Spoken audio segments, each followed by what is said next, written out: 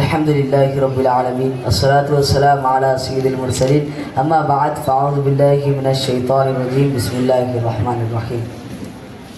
ہندوستان کی تحریک آزادی میں مسلمانوں خاص کر علماء کا رول انتہائی اہمیت رکھتا ہے، ساتھ ہی ساتھ مدارس علمیہ بھی اس میں شانہ بشانہ شامل تھے۔ جنگ آزادی کی داستان بہت طویل ہے، انتہائی دردناک ہے، جس کا احاطہ ایک چھوٹے سے بیان میں ممکن نہیں۔ ہندوستان کی تحریک آزادی کی ایک سچی حقیقت یہ بھی ہے کہ علماء کرام نے اس جنگ کو جہاد کا نام دیا تھا۔ 1857 عیسوی میں علامہ فضل حق خیر آبادی، مولانا لیاقت اللہ الہ آباد، مولانا احمد اللہ مدارسی وغیرہ وغیرہ علماء نے فتوی جہاد دیا۔ اس کی خوب تشریح پورے ملک میں کی، جس سے پورے ملک میں آزادی کی لہر دوڑ گئی۔ علماء کرام کے ساتھ ساتھ عام مسلمانوں نے بھی اس جنگ آزادی میں دل و جان سے حصہ لیا، انتہائی درجے کی تکلیفیں برداشت کی اور ہزاروں علماء کرام کو انگریزوں نے جوش انتقام میں پھانسی پر لٹکا دیا، اور علماء نے بڑے عزم و حوصلے سے مسکراتے ہوئے پھانسی کے پھندوں کو قبول کر لیا۔ تب جا کر 15 اگست 1947 کو ہندوستان کو آزادی ملی۔ آج ہندوستان کی کھلی فضا میں ہم سانس لے رہے ہیں۔ آج ہمارے نوجوان نسل بہت ہی کم جانتے ہیں کہ جنگ آزادی میں علماء کا کوئی کردار و کارنامہ رہا ہے، جبکہ سچائی یہ ہے کہ انگریزوں نے ہندوستان کی حکومت مسلمانوں سے چھیننا چاہتے تھے، اس لیے دوسرے قوموں کے مقابل میں مسلمانوں نے آزادی کے لیے بڑی بڑی قربانیاں پیش کی ہے۔ بڑے بڑے علماء اسلام نے جنگ آزادی بغل بجایا اور خود آگے رہے۔ جنگ آزادی کے دوران اور شکست کے بعد گرفتاریوں کے وقت طرح طرح کی مصیبتیں اٹھائی اور صابر و شاکر رہے۔ ملک و ملت کے لیے اپنی جانیں قربان کرنے سے بھی پیچھے نہ ہٹے۔ اس عظیم البرکت علماء اسلام میں سے چند یہ ہے۔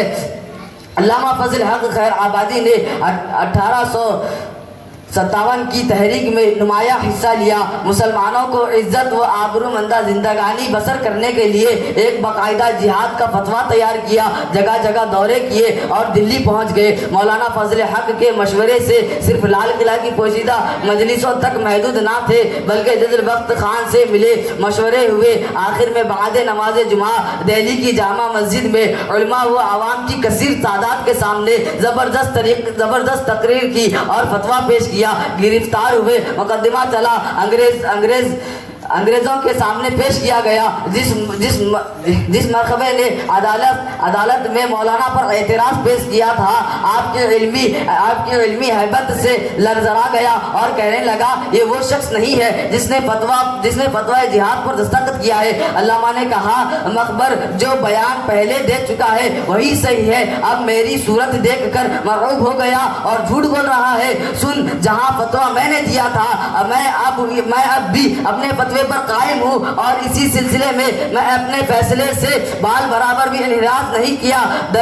دریائے شعلہ کالا پانی کی سزا ہوئی، انڈیمان بھیجا گیا، جہاں انگریزوں نے آپ پر اور آپ کے ساتھیوں پر سخت ظلم و ستم ڈالا۔ انڈیمان میں ہے کہ 12 صفر 1227 ہجری کو آپ کا انتقال ہوا۔ حضرت مولانا کفایت علی کافی مراد آبادی 1857 ہجری سے قبل آپ آگرہ اکبر آباد میں قیام تھا۔ انگریزوں کے خلاف جہاد کا فتویٰ صادر فرمایا، بریلی کے اطراف جہاد کے لیے دورے کیے، حوالی مراد آباد میں فرنگی سامراج کے خلاف علمی جہاد بلند فرمایا۔ جدھر آپ کا رخ ہوا برطانوی سامراج کو شکست کا سامنا ہوا۔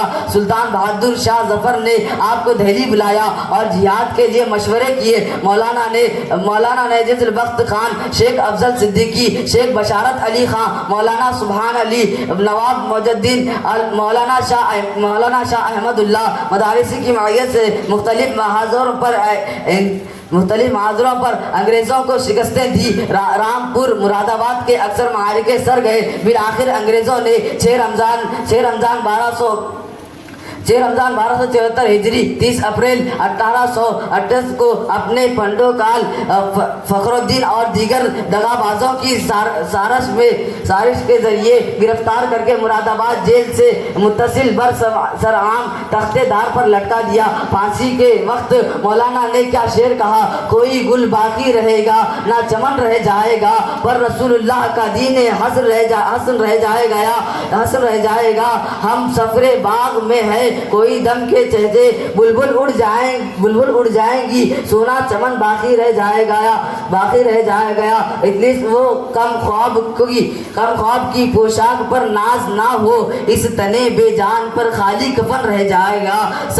سب فنا ہو جائیں گے کافی وہ، لیکن حشر تک نعت حضرت کا زبانوں پہ سکن رہ جائے گا۔ صلو علی الحبیب صلی اللہ تعالی علی محمد۔